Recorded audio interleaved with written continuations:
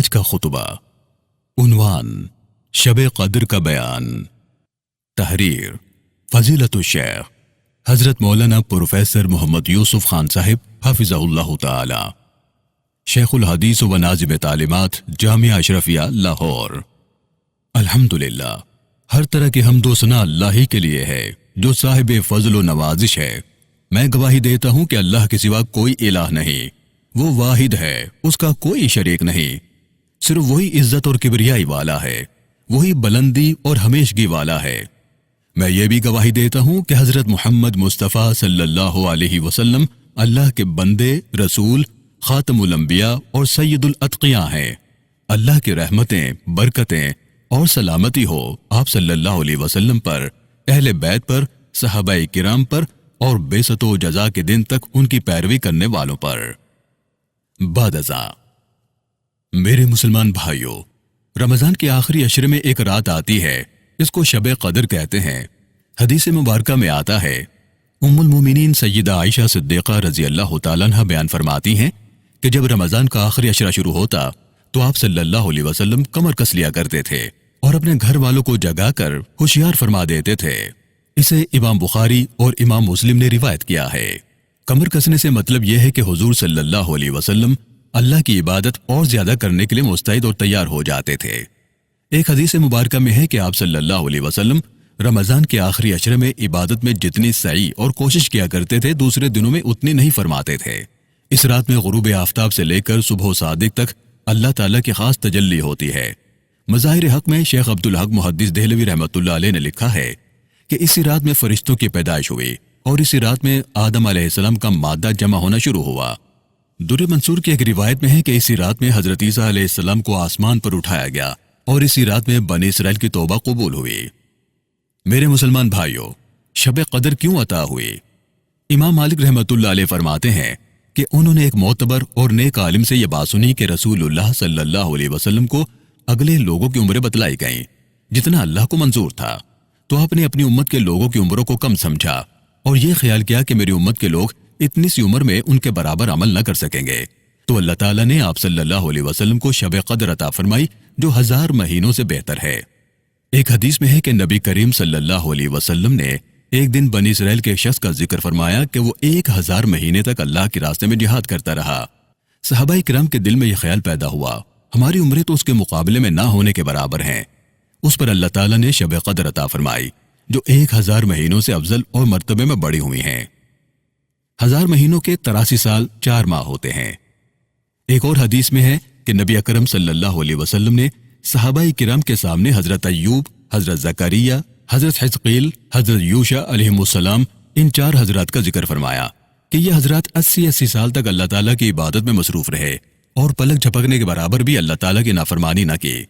اس پر صحابہ کرام کو تعجب اور رشک ہوا تو اللہ تعالیٰ نے رحم فرمایا اور شب قدر کا عظیم و شان تحفہ عطا فرمایا. اس کے بعد حضرت جبرائیل علیہ السلام تشریف لائے اور یہ سورت مبارکہ نازل فرمائی.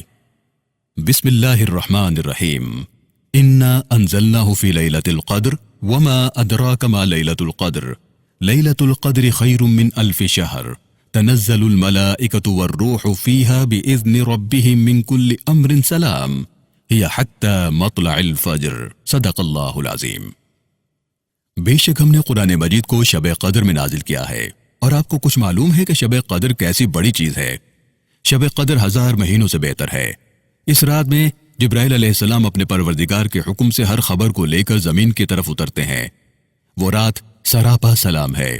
وہ رات اپنی برکتوں کے ساتھ طلوع فجر تک رہتی ہے. گویا اللہ تعالیٰ نے یہ بات واضح فرما دی کہ ہمارے نزدیک عمر کی کمی یا زیادتی کوئی معنی نہیں رکھتی. میں اپنی قدرت سے ایک ہی رات کے دامن کو اتنا وسیع کر سکتا ہوں کہ اس کے مقابلے میں 1000 مہینے بھی کوئی حقیقت نہیں رکھتے. حق تعالیٰ نے امت محمدیہ پر یہ کتنا بڑا انعام فرمایا. یہ سرکار دو عالم صلی اللہ علیہ وآلہ وسلم کی غلامی کا صدقہ ہے. اس سورہ مبارکہ کا نام سورہ قدر ہے. اس میں شب قدر کی 4 خصوصیات بیان فرمائی گئی ہیں. نمبر 1، نزول قرآن ہوا. نمبر 2، ملائکہ کا نزول ہوتا ہے. نمبر 3، 1000 مہینوں سے زیادہ فضیلت والی ہے. اور نمبر 4، صبح صادق تک خیر و برکت، امن و سلامتی کی بارش ہوتی رہتی ہے. قطب ربانی شیخ عبدالقادر جیلانی رحمۃ اللہ علیہ نے غنیت و طالبین میں حضرت ابن عباس رضی اللہ تعالیٰ عنہما سے ایک روایت نقل کی ہے کہ رمضان المبارک میں شب قدر کو اللہ تعالیٰ کے حکم سے حضرت جبرائیل علیہ السلام سدرۃ المنتہا کے 70,000 فرشتوں کے ساتھ نورانی پرچم لیے ہوئے زمین پر اترتے ہیں اور ان پرچموں کو مکہ معظمہ، مسجد نبوی، مسجد بیت المقدس اور مسجد طور سینا پر نصب کر دیتے ہیں۔ اس کے بعد اپنے ماتحت فرشتوں کو حکم دیتے ہیں کہ وہ روئے زمین پر پھیل جائیں۔ چنانچہ وہ فرشتے ہر گھر میں داخل ہو جاتے ہیں، مگر جس گھر میں کتا یا خنزیر ہو، یا جس جگہ شراب کا دور چل رہا ہو، یا جس جگہ جاندار چیزوں کی تصویریں ہوں، اور جہاں زانی مرد و عورت ناپاک موجود ہوں، وہاں یہ فرشتے داخل نہیں ہوتے۔ حضرت انس رضی اللہ تعالیٰ عنہ سے روایت ہے، حضرت انس فرماتے ہیں کہ نبی کریم صلی اللہ علیہ وسلم نے ارشاد فرمایا کہ شب قدر میں جبرائیل علیہ السلام ملائکہ کی ایک جماعت کے ساتھ اترتے ہیں، یعنی زمین پر، اور اس شخص کے لیے جو اس رات میں کھڑے یا بیٹھے اللہ کا ذکر کرتا ہے اور عبادت میں مشغول ہوتا ہے، اس کے لیے دعائے رحمت کرتے ہیں۔ اور تفسیر خازن میں یہ بھی ہے کہ ایسے آدمی کے لیے جو اس رات میں مصروف عبادت ہو، سلامتی کی دعا کرتے ہیں۔ مختصر یہ کہ شب قدر کی بڑی فضیلت ہے، اسی وجہ سے اس کو تلاش کرنے کے لیے حضرت صلی اللہ علیہ وسلم نے پہلے 10 دنوں کا اعتکاف فرمایا، پھر درمیان کے 10 دنوں کا اعتکاف فرمایا، پھر آپ صلی اللہ علیہ وسلم نے اعتکاف کی جگہ میں سے اپنا سر باہر نکال کر فرمایا، میں نے پہلے عشرے میں اعتکاف کیا، پھر دوسرے عشرے میں اعتکاف کیا، اس کے بعد مجھے شب قدر عطا کی گئی اور بتلایا گیا کہ وہ شب قدر آخری عشرے میں ہے۔ ایک حدیث مبارکہ ہے، فرمایا جس شخص نے شب قدر میں قیام کیا، ایمان اور طلب ثواب کے لیے اس کے تمام گناہ بخش دیے جاتے ہیں۔ میرے مسلمان بھائیوں، شب قدر کن راتوں میں ہوتی ہے؟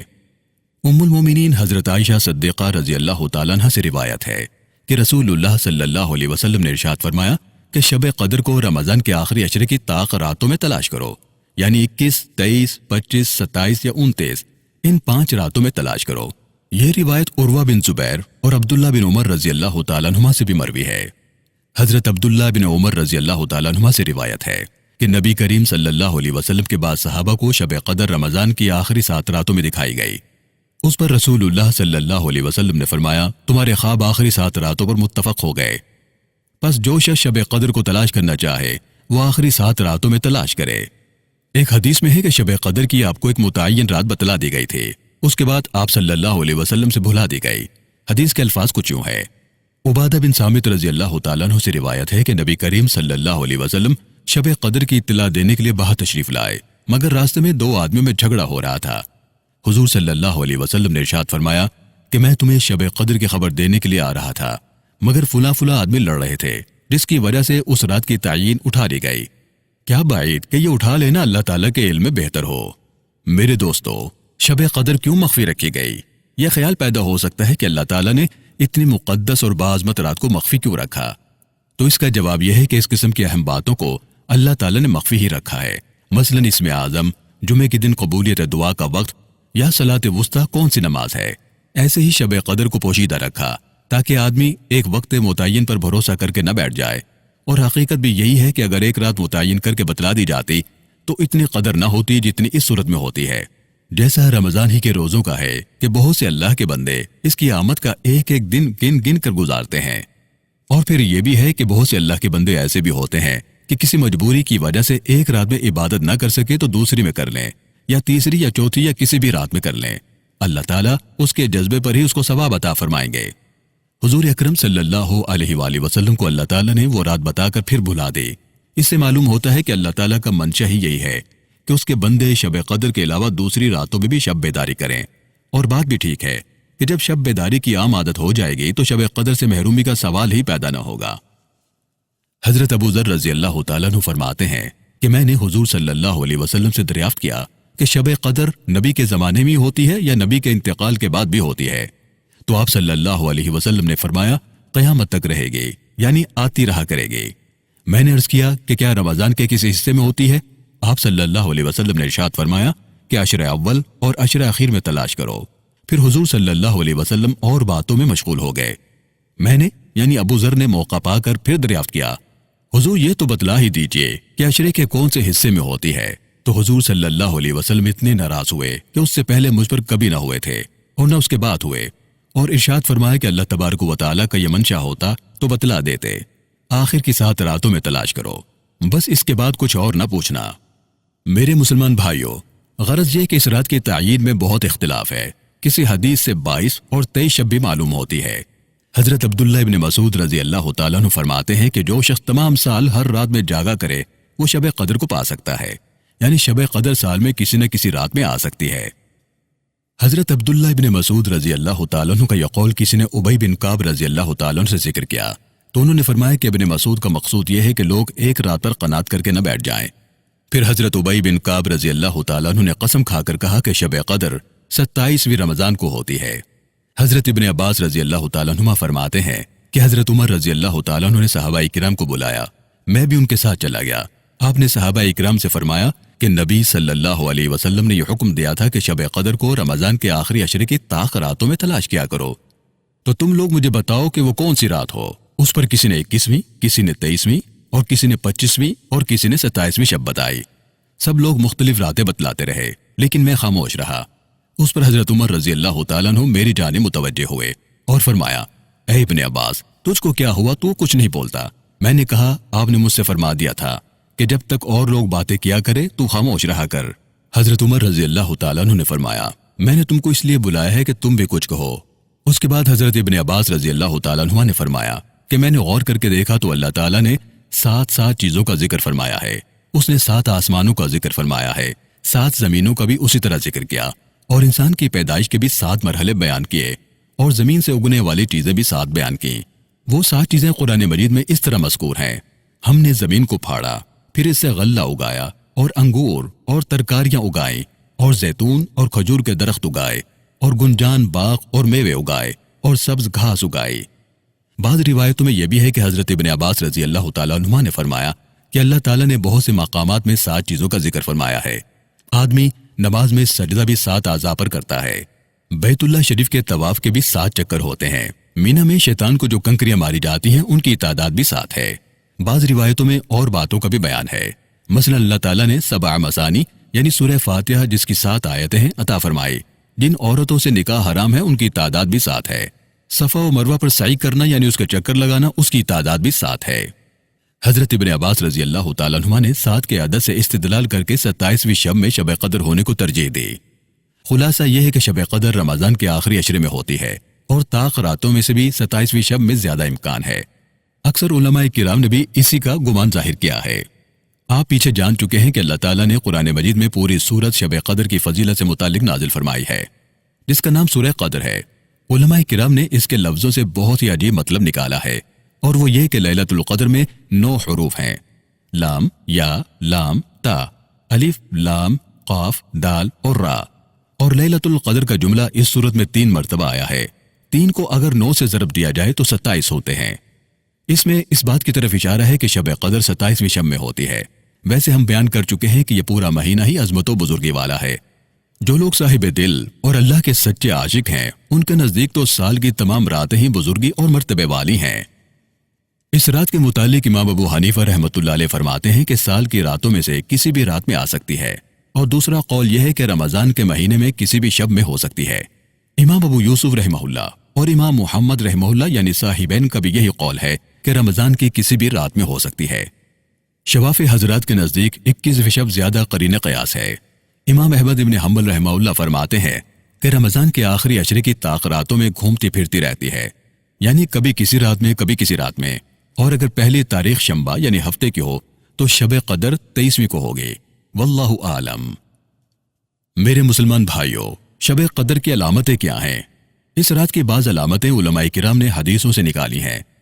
حضرت عبادہ بن صامت رضی اللہ تعالیٰ عنہ کی روایت میں ہے کہ یہ رات کھلی ہوئی اور صاف شفاف ہوتی ہے، نہ زیادہ گرم نہ زیادہ ٹھنڈی، بلکہ بھینی بھینی اور معتدل ہوتی ہے، اور انوار و برکات کی وجہ سے چاند کھلا ہوا ہوتا ہے۔ اس رات میں شیطانوں کو ستارے مارے جاتے ہیں۔ آسمانوں کی طرف نگاہ اٹھا کر دیکھنے سے آنکھوں میں نور اور دل میں سرور کی کیفیت پیدا ہوتی ہے۔ نیز یہ بھی علامت ہے کہ شب قدر کے بعد والی صبح کو سورج میں تیزی نہیں ہوتی، اور بڑی علامت یہ ہے کہ اس رات میں عبادت کرنے کی توفیق ہو اور عبادت میں کیفیت پیدا ہو، خشوع و خضوع خلوص ہو، یعنی بزرگوں نے رمضان کی 27ویں شب میں سمندر کا پانی چکھا تو میٹھا معلوم ہوا۔ بعض بزرگان دین نے یہ بھی لکھا ہے کہ شب قدر میں ہر چیز سجدہ کرتی ہے، یہاں تک کہ درخت بھی اس رات میں سجدہ کرتے ہیں اور زمین پر گر پڑتے ہیں، پھر اپنی جگہ آ جاتے ہیں، لیکن یہ باتیں اس رات میں دکھنی اور ہونا ضروری نہیں۔ اس سلسلے میں یہ بات ذہن میں رکھنے کی ہے کہ اس رات کے اہتمام میں عشاء اور فجر کی نماز جماعت سے نہ چلی جائے، کیونکہ عشاء اور فجر کی نماز جماعت سے پڑھنے کا جو ثواب ہے وہ شب بیداری میں نہیں۔ میرے بھائیوں، شب قدر میں ہمیں کیا کرنا چاہیے؟ حضرت عائشہ صدیقہ رضی اللہ تعالیٰ عنہ فرماتی ہیں کہ میں نے رسول اللہ صلی اللہ علیہ وسلم سے دریافت کیا کہ یا رسول اللہ صلی اللہ علیہ وسلم، اگر مجھ کو شب قدر کا پتہ چل جائے تو میں اس میں کیا پڑھوں؟ آپ صلی اللہ علیہ وسلم نے فرمایا، اللہم انک عفو تحب العفو فاعف عنی۔ اے اللہ، تو معاف کرنے والا ہے، معافی چاہنے والے کو پسند کرتا ہے، مجھے بھی معاف فرما دے۔ حضرت عائشہ رضی اللہ تعالیٰ عنہ فرماتی ہیں کہ حضور صلی اللہ علیہ وسلم سجدے میں تھے تو میں نے آپ کے پاس جا کر کان لگایا تو آپ یہ دعا پڑھ رہے تھے، اے اللہ، میں تیرے عفو کی پناہ چاہتا ہوں تیری سزا سے، اور تیری رضا کی پناہ چاہتا ہوں تیرے غصے سے، اور پناہ چاہتا ہوں تیری سختیوں سے۔ اے اللہ، میں آپ کی تعریف کا شمار نہیں کر سکتا، آپ کی ذات ایسی بلند و بالا ہے جیسے آپ نے بیان کی۔ ام المومنین سیدہ عائشہ صدیقہ رضی اللہ تعالیٰ عنہ نے جب حضور صلی اللہ علیہ وسلم سے ان کاموں کی تصدیق چاہی تو آپ نے فرمایا، تم خود بھی یاد کرو اور دوسروں کو بھی یاد کرا دو۔ یہ کلمے مجھے حضرت جبریل علیہ السلام نے سکھائے ہیں اور فرمایا کہ میں سجدے میں انہیں بار بار پڑھا کروں۔ اللہ رب العالمین سے دعا ہے کہ اللہ تعالی ہم سب کو شب قدر عطا فرمائے اور شب قدر کی فضیلتوں سے فیض یاب فرمائے، آمین۔ وما علینا الا البلاغ المبین۔